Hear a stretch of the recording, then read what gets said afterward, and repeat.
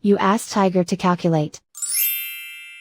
This deals with linear inequalities with one unknown. The final result is u greater than 4.34. Let's solve it step by step.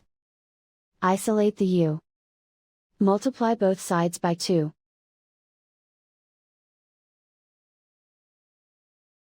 Group like terms.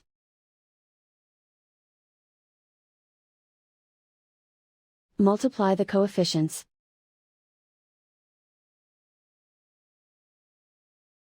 Simplify the fraction.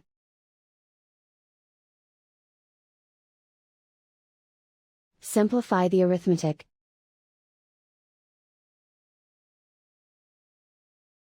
Plot the solution on a coordinate grid.